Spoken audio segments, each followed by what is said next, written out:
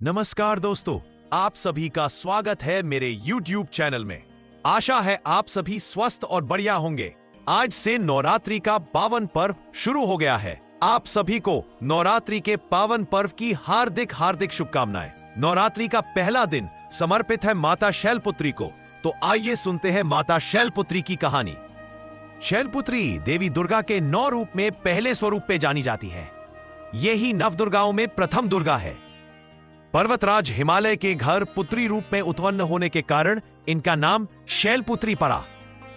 नवरात्र पूजन में प्रथम दिवस इन्हीं की पूजा और उपासना की जाती है। इस प्रथम दिन की उपासना में योगी अपने मन को मूलाधार चक्र में स्थित करते हैं। यही से उनकी योग साधना का प्रारंभ होता है। वृषभ स्थिता इन माताजी के दाहिने हाथ में त्रिशूल और बाएं हाथ में कमल पुष्प सुशोभित है। अपने पूर्व जन्म में ये प्रजापति दक्ष की कन्या के रूप में उत्पन्न हुई थी, तब इनका नाम सती था। इनका विवाह भगवान शंकर जी से हुआ था। एक बार प्रजापति दक्ष ने एक बहुत बड़ा यज्ञ किया। इसमें उन्होंने सारे देवताओं को निमंत्रित किया, किंतु शंकर जी को उन्होंने इस यज्ञ में निमंत्रित नहीं किया। सती ने जब सुना कि उनके पिता एक अत्यंत विशाल यज्ञ का अनुष्ठान कर रहे हैं, तब वहां जाने के लिए उनका मन विकल हो उठा। अपनी यह इच्छा उन्होंने शंकर जी को बताई। सारी बातों पर विचार करने के बाद उन्होंने कहा, प्रजापति दक्ष इसी कारणवश हमसे रुष्ट है। अपने यज्ञ में उन्होंने सारे देवताओं को निमंत्रित किया है।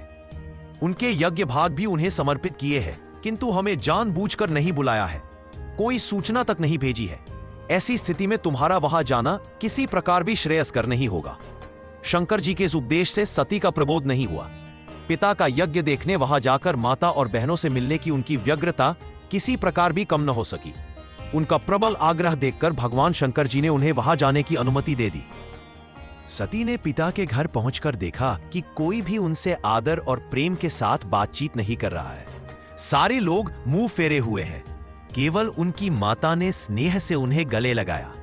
बहनों की बातों में व्यंग्य और उपहास के भाव भरे हुए थे। परिजनों के इस व्यवहार से उनके मन को बहुत क्लेश पहुंचा। उन्होंने यह भी देखा कि वहां चतुर्दिक भगवान शंकर जी के प्रति तिरस्कार का भाव भरा हुआ है। दक्ष ने उनके प्रति कुछ अपमानजनक वचन भी कहे। यह सब देखकर सती क्रोध से संतप्त हो उठा। उन्होंने सोचा, भगवान शंकर जी की बात न मान यहां आकर मैंने बहुत बड़ी गलती की है। वे अपने पति भगवान शंकर के इस अपमान को सह न सकी।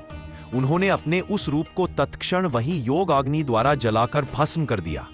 वज्रपात के समान इस दुखद घटना को सुनकर शंकर जी ने क्रुद्ध हो अपने गणों को भेजकर दक्ष के उस यज्ञ का पूर्णतः विध्वंस करा दिया।